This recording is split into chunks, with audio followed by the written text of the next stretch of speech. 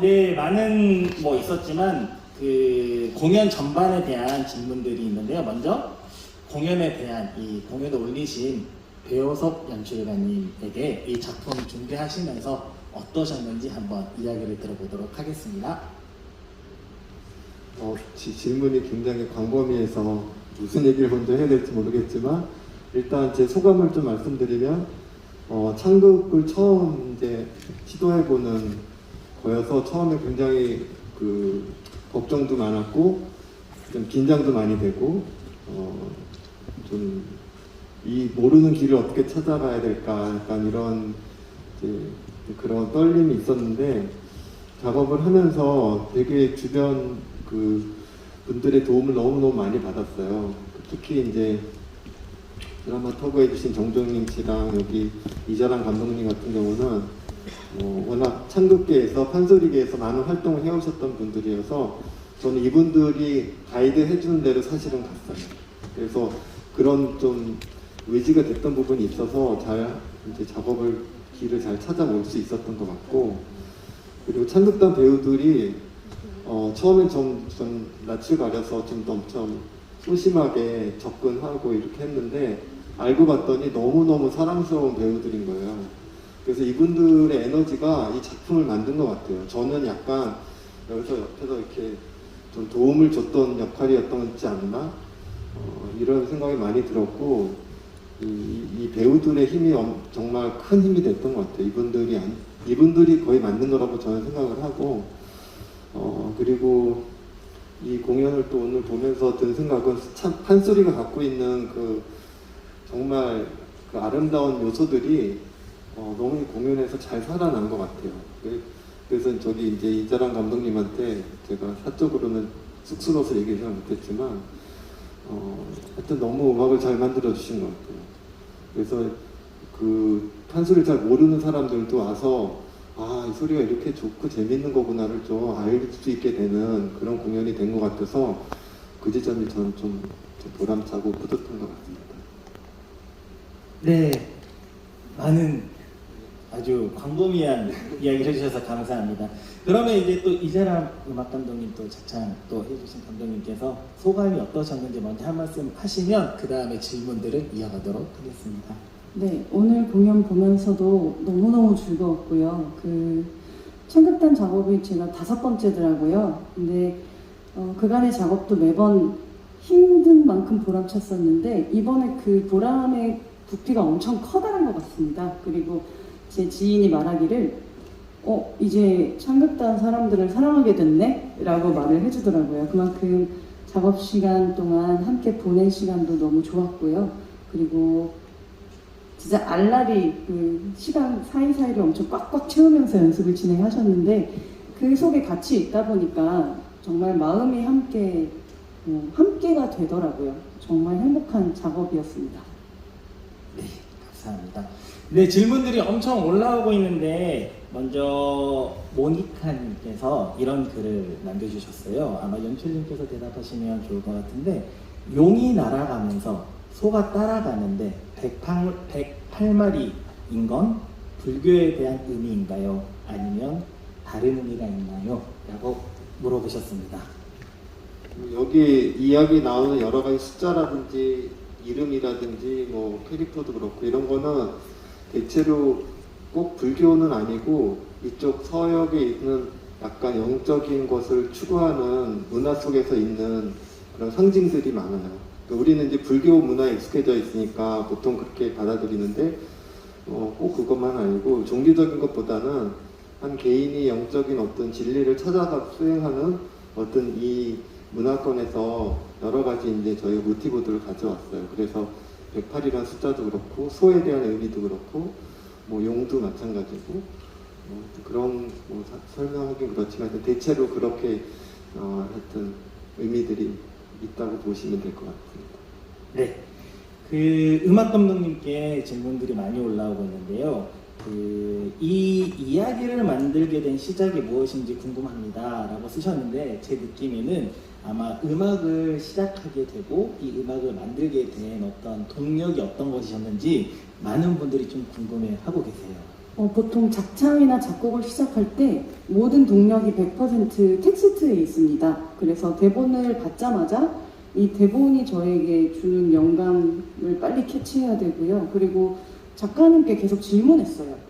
여기서 이 사슴나무와 순례자가 그래서 어떤 만남이냐? 우리가 보통 남녀가 만난다고 느끼는 그런 만남이냐? 혹은 동지를 찾은 그런 느낌이냐? 뭐 이런 사소한 질문까지 작가님께 드리면서 그 텍스트를 제가 완전히 이해했다고 느껴야만 곡을 쓸 수가 있어서 그래서 모든 동력은 텍스트에서 오고요. 그리고 또 다른 의미로 동력을 찾자면 일의 분량이 정말 많아서 많이 지쳤었는데요.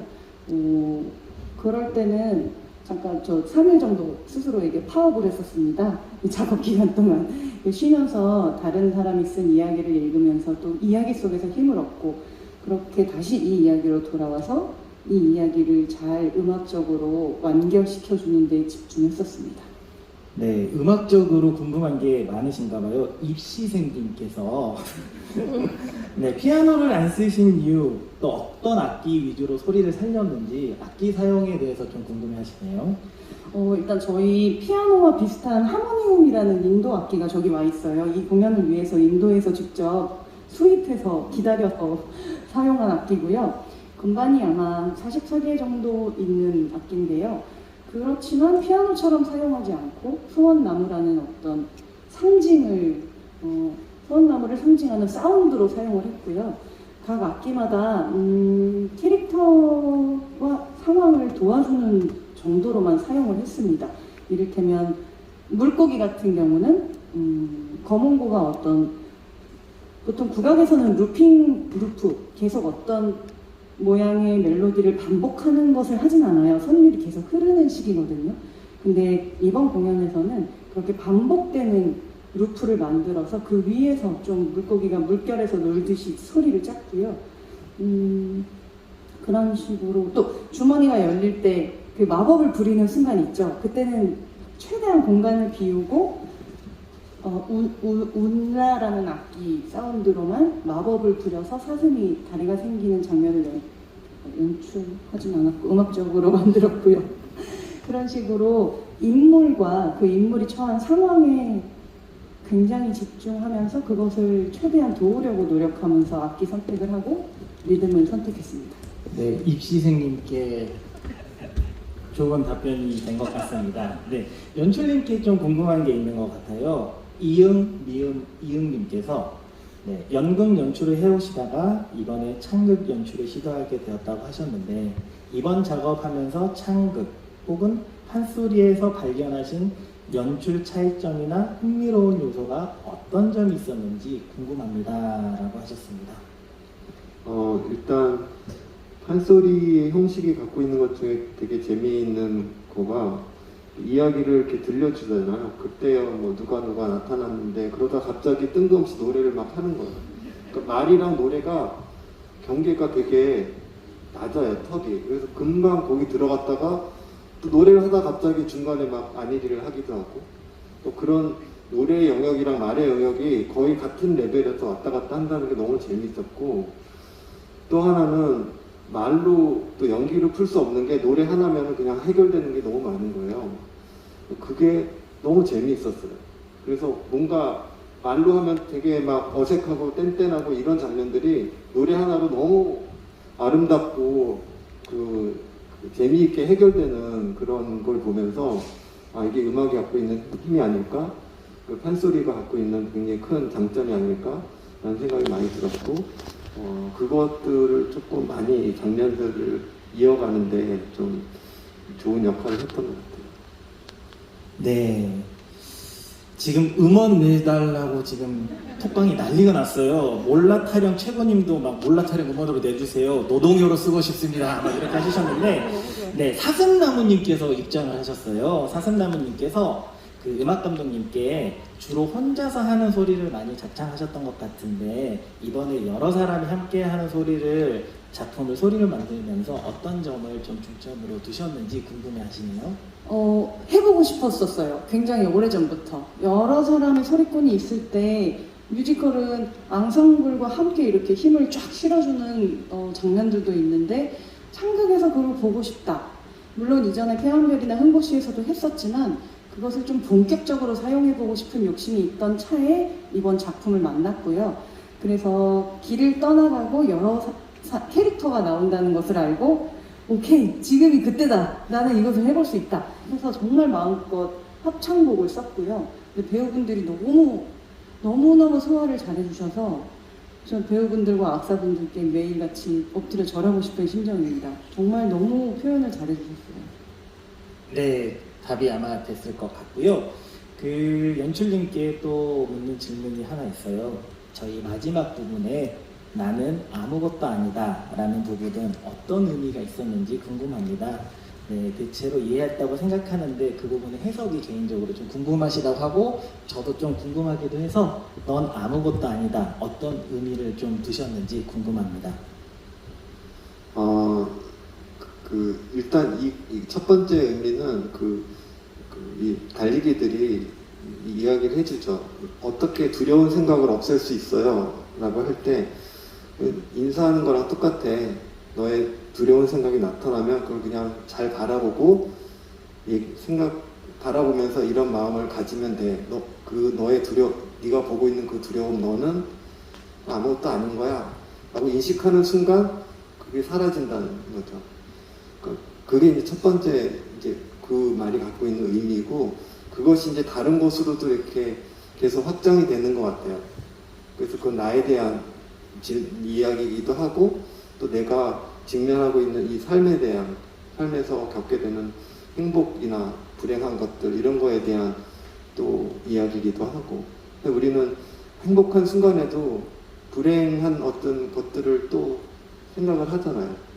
맛있는 햄버거를 먹으면서도 배가 너무 부른데 혹은 이거 먹고 또 배고파지면 어떡하지 막 이런 걱정을 한단 말이에요. 그러니까 사실 행복한 순간도 불행한 순간도 사실 지나가면 아무것도 아닌 것인데 그 순간에는 그 다음 것을 걱정하고 그 다음에는 또 그렇지 못한 것을 또 걱정하고 이런 걱정들의 어떤 것들 속에서 사는데 그런 것들에 대해서 이제 이런 마음을 가지면 좀 더 좋아지지 않을까 뭐 이런 여러 가지 의미들이 있는데 참 많이 설명하니까 잘 안 되네요. 좀 어려운 것 같아요. 네, 질문 자체 안에서 되게 좀 본인이 느끼신 것 자체가 사실 또 정답이라고 생각하는데 궁금하셨던 것 같아서 여쭤봤고요. 이제 좀 재밌는 질문들이 있어서 여쭤보고 싶습니다. 멋지다님께서 순례자가 햄버거, 자몽에이드를 먹고 죽었다는 건 행복을 느끼고 죽은 걸까요? 아니면 속세의 욕망에 진 걸까요? 라는 질문을 주셨습니다. 쉽지 않네요. 네. 둘 다인 것 같은데요.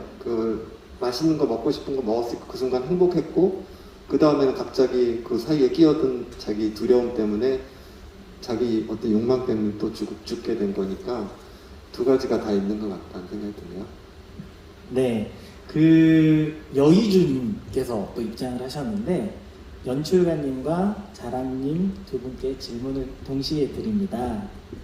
작품에서 가장 뚜렷하게 전달하고 싶었던 혹은 공들인 장면이나 음악이 있으시면 이야기해 주시면 좋을 것 같다고 하셨는데요. 뭐 다 사실 다 너무나 만드시면서 다 하나하나 다 소중한 음악이고 또 소중한 장면일 텐데 굳이 이렇게 또 한 장면을 또 뽑아달라고 하시니까 네, 한번 그래도 여쭤보도록 하겠습니다.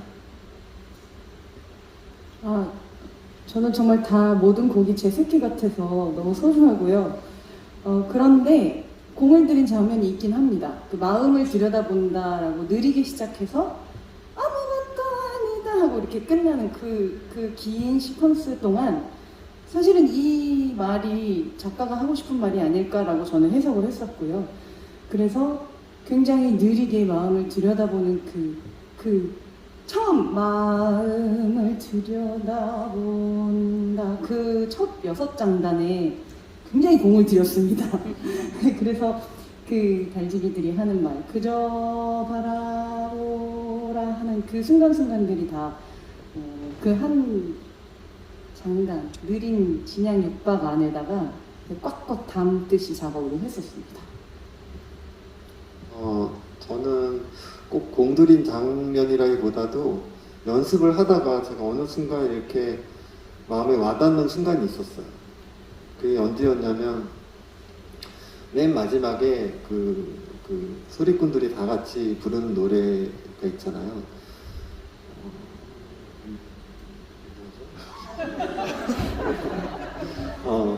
나 소리를 못해서. 그러니까 거기 보면은 너는 춤추는 나무야. 너는 달에 사는 사슴이고 또 나무야. 그리고 우리도 사실은 다 나무야. 알고 보면.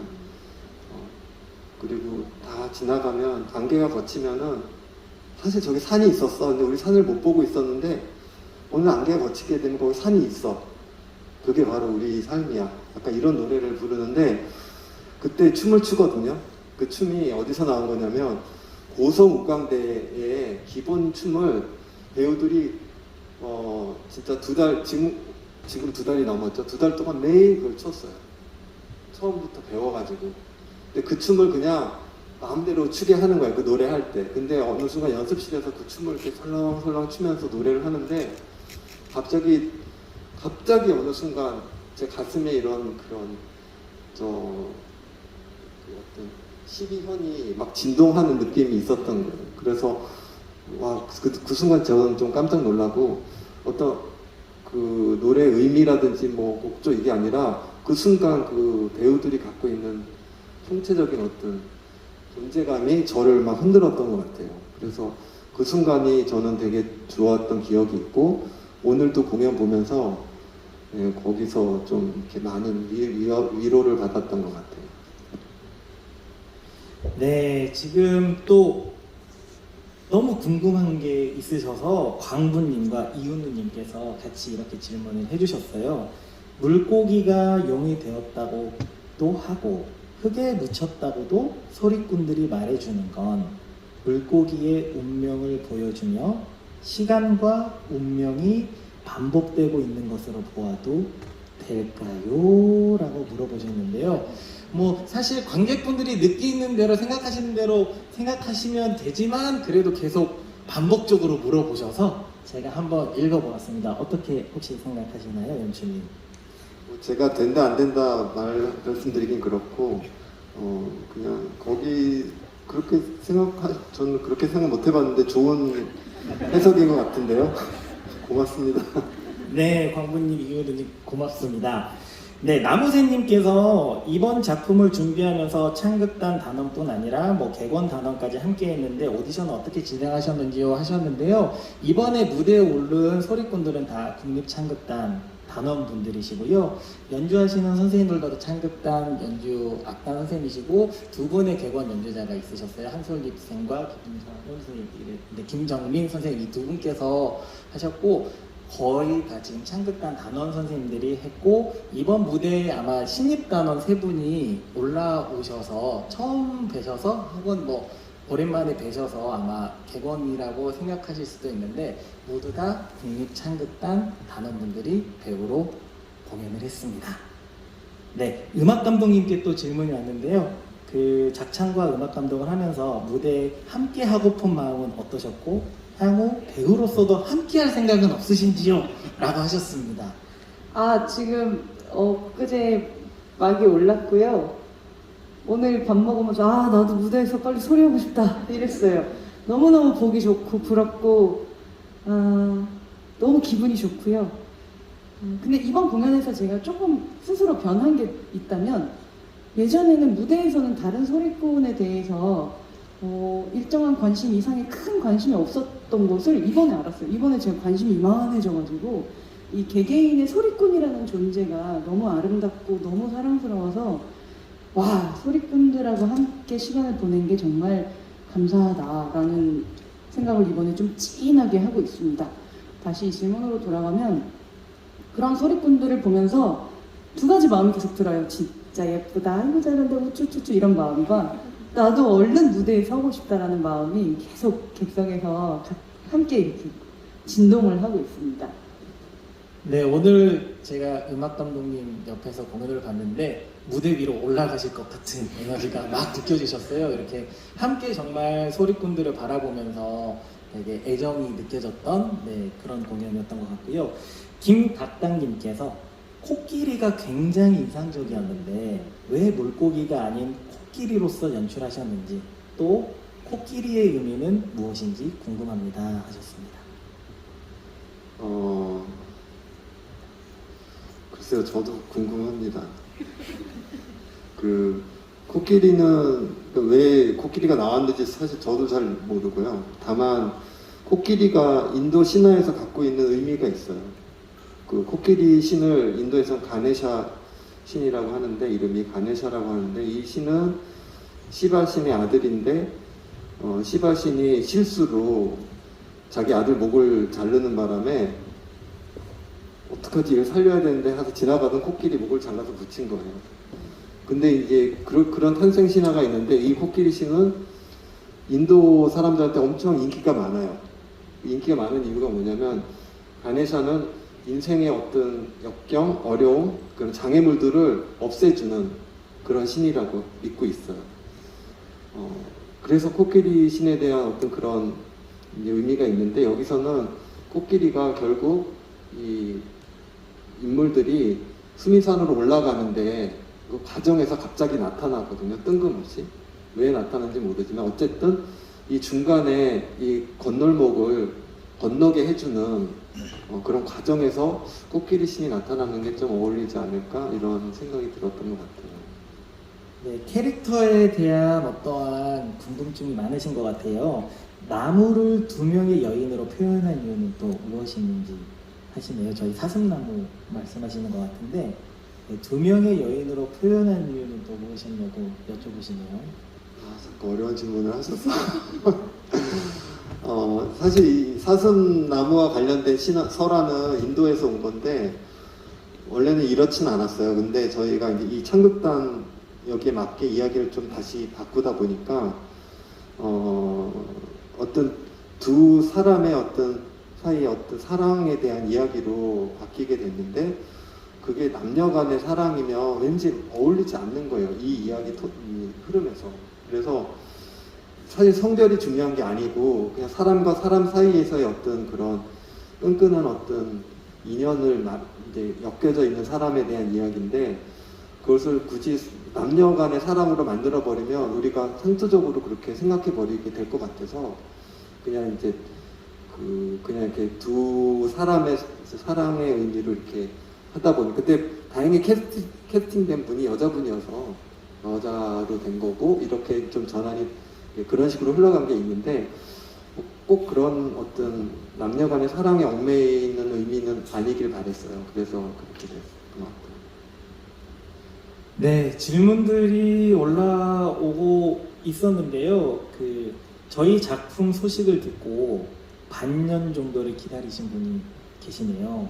네, 신원님께서 두 분 작업 정말 좋아해서 반년 동안 기다리고 있었대요. 나무 물고기 달 작품을. 근데 너무 기대를 넘어서는 황홀함을 주셔서 감사하시다고 하십니다.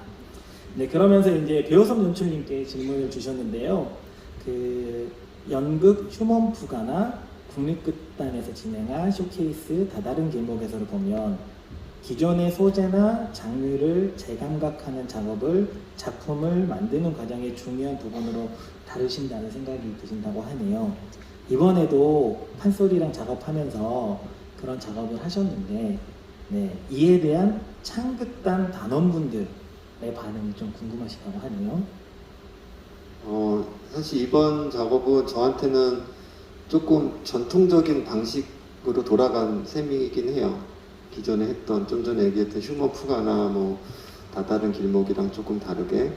하지만 제가 할 수 있는 게 그렇게 한정되어 있는 게 있어요. 저는 배우들을 되게 괴롭히는 작업을 하거든요.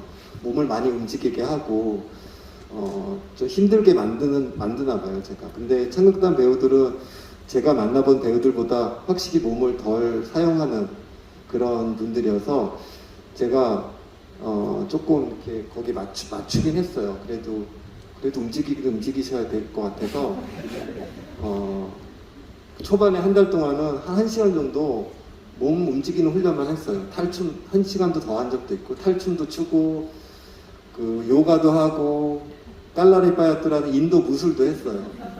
엄청 힘들어 하셨죠. 줄이고 줄여서 지금은 공연 전에 탈춤 딱 한 번 해요. 한 7분 정도. 근데 힘들어 하시죠. 지금도 힘들어 하시는데 그래도 그런 시간들이 있어서 지금의 어떤 무대 움직임들이 가능했던 것 같다는 생각이 들어요. 네, 본의 아니게 제가 질문을 읽어드리면서 두 분을 또 이렇게 이야기하는 게 많은 이렇게 되게 두 분이 초롱초롱한 눈을 뜨시면서 저를 다음에 무슨 얘기 하지? 이렇게 보고 있는 게 조금은 부담스럽기도 하면서 또 재미있기도 한데요. 네, 질문들이 이제 얼추 비슷한 질문들이 많이 올라와서 대답이 되었으시라고 생각하고요. 그 무대 미술에 관련해서 궁금한 질문들이 있으신 것 같아요. 이런 무대, 그 다음에 조명, 의상, 그리고 또 의상을 무대 위에서 또 갈아입기도 하고 그 전에 이런 무대 미술을 어떻게 또 연출하셨고 연출의 과정이 궁금하다고 하십니다. 사실 이건 디자이너 분들이 얘기해 주시면 제일 좋은데 사실 이번 작업에 저는 뭐 제가 뭘 이렇게 막 이렇게 얘기를 해서 뭐가 나온 게 아니고 저는 그냥 같이 얘기를 듣고 음악은 전적으로 제가 자랑 감독님한테 믿고 따라간 부분이 있지만 무대도 마찬가지고 의상도 조명도 별로 제가 의견을 얘기하지 않았어요. 그냥 디자이너들이 이런 식으로 의견을 얘기해 주시면 너무도 신기하게 제가 생각하는 얘기를 막 해주시는 거예요. 그래서 그냥 저는 그냥 고개만 끄덕이다 이렇게 된 것 같아요. 그리고 뭐 저는 그냥 동그란 무대였으면 좋겠다라는 거 아이디어밖에 없었거든요. 근데 이거를 이런 식으로 뭔가 이렇게 훨씬 더 상징적으로 아름답게 무대를 발전시켜서 해주시고 조명도 사실 굉장히 어려운 조명이거든요. 이게 근데 엄청 공들여서 한 일주일 넘게 계속 하루 종일 작업을 하신 거예요. 조명 작업만. 의상도 정말 공들여서 한 땀 한 땀 만드시고 그래서 저는 뭐 사실 딱히 할 말은 없고 그냥 감사하다는 말을 드리고 싶고 또 이 음향이 너무 어려운 극장이거든요. 여기가. 여기 음향 감독님이 정말 공들여서 소리 하나만 잡으시는 거예요. 그래서 저는 너무 감사드려요. 처음에는 좀 걱정했어요. 소리가 어떻게 될지 막 어떻게 가지 막 이랬는데 사실 음향적으로도 그냥 크게 저는 얘기 안 했는데도 감독님이 알아서 이 공간에 맞는 소리들을 계속 매일매일 체크하시면서 하셔서 이런 좀 듣기 정말 편하고 자연스럽게 극으로 이렇게 안내해 줄 수 있는 음악을 관객들한테 들려줄 수 있게 된 것 같아서 저는 그냥 덤으로 얻어 걸린 것 같아요. 네, 이런 공연이 만들어지기까지 이렇게 무대 배우분들도 있고 연주자분들도 있고 연출님 또 음악 감독님 계시지만 무대 뒤에서 괜찮으세요? 네, 무대 뒤에서 이렇게 좋은 무대를 만드신 모든 스태프 감독님들 또 PD님들이 계십니다. 뭐 저희의 마음을 좀 담아서 무대 위에 계시진 않지만 지금 무대 뒤에 위에 곳곳에 계시거든요. 고생하셨다고 혹시 박수 한 번이라도 쳐주시면 어떨까요?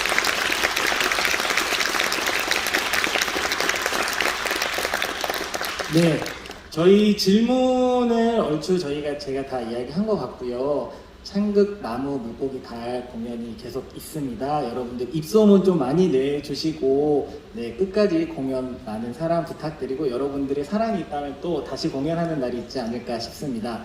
그리고 국립창극단에서는 저희 4월 17일, 18일 가로름 극장에서 절창 공연 준비하고 있으니까요. 많은 관심과 사랑 부탁드리고요. 오늘 관객과의 대화는 여기서 마무리하도록 하겠습니다. 감사합니다. 감사합니다.